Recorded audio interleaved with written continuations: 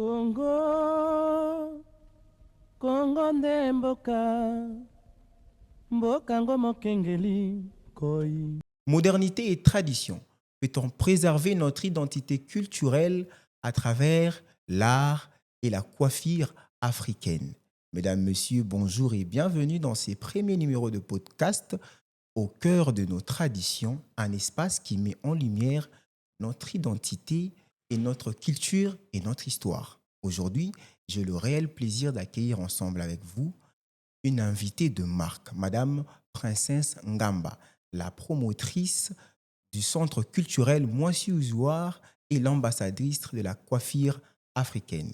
Madame Princesse, bonjour. Bonjour. Comment vous allez? Oui, ça va. La route était bonne? Ouais. Ah, les embouteillages de Kinshasa, ça va pas? On s'habitue. Hein. Chaque jour, quoi. Mhm. Donc, ça devient une routine. Oui, oui. Donc, il n'y a pas de problème de dire qu'il y avait des embouteillages. Non, les embouteillages n'est pas en excuse pour arriver en retard à un rendez-vous. Il faut prendre des dispositions, des précautions, à quitter tôt et puis soit tu prends des motos. La ponctualité, quoi.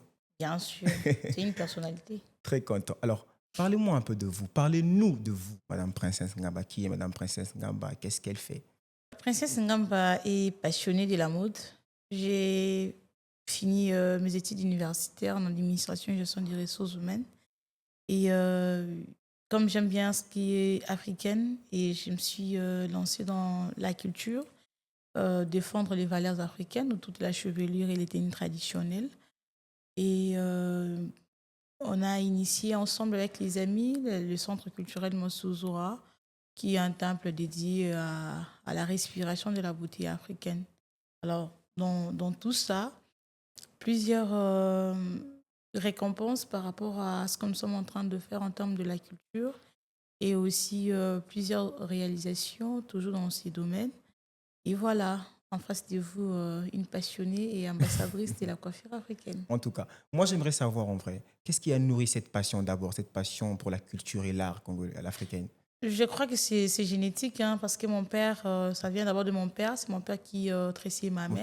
Ton père faisait des tresses? Oui, il ne faisait pas des tresses, mais il faisait des manières amoureuses pour Sa femme, bien évidemment. pour sa femme et tout, qui est ma mère. Mais après, moi aussi, en grandissant, je m'exerçais un tout petit peu dans ça. Mais après, j'ai nourri cette passion lorsqu'on a remarqué l'absence réelle sur la question. Et puis, le désir de sauvegarder ce qui est le patrimoine immatériel, qui est l'art de la coiffure africaine. Et aussi, accompagner aussi nos femmes dans ce qui est l'air est positionné sur l'équilibre capillaire, parce qu'aujourd'hui, c'est ce qu'a perdu la femme africaine, l'équilibre capillaire. On n'arrive plus à voir ces reflets de la femme africaine juste en passant.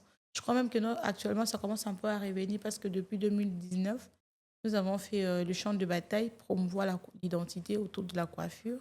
Et aujourd'hui, on est fiers de voir comment est-ce que les femmes s'affirment et assument leur coiffure sans pourtant avoir les gènes. Donc, vous pensez que les femmes ont perdu cette culture, cette identité congolaise africaine? Bon, avant, Aujourd'hui. je pourrais dire qu'ils avaient perdu, mais lorsqu'on voit la tendance aujourd'hui, le retour à l'authenticité, et puis on pourrait dire que avec l'expérience qu'on a sur le terrain, on arrive à récupérer ces femmes qui étaient aussi très éloignées de leur identité, mais on pourrait voir au moins au cours de la journée, voir une femme avec des coiffures africaines, chose qui, 10 ans en arrière, ça n'existait pas, mais aujourd'hui, on commence à s'en apercevoir. C'est une fierté.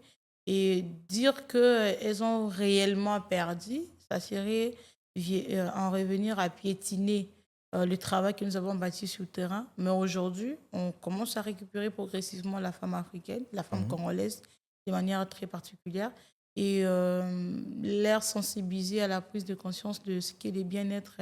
Parce qu'aujourd'hui, on ne peut pas ramener ou recoquiller la beauté autour de l'Occident si seulement ça nuit à la santé de la femme. Ok. Donc, c'est très important. Et j'ai une autre question pour vous, Madame Princesse. Okay. Alors, la question est celle-ci. Pourquoi est-il important qu'un peuple puisse connaître sa culture et ses traditions? Pourquoi? Le pourquoi, c'est parce que c'est les poumons, c'est les sangs, c'est le miroir, c'est notre identité ou notre ADN, parce qu'un peuple qui qui marche ou qui respire sans sa culture, c'est un coquille vide, au fait. Et du coup, on a cette responsabilité de promouvoir nos valeurs africaines. Alors, les valeurs africaines, c'est le miroir de tout un peuple. On ne peut pas marcher sans s'y regarder. On doit rentrer en soi, s'y regarder, se poser des bonnes questions pour prendre les bons côtés de l'histoire.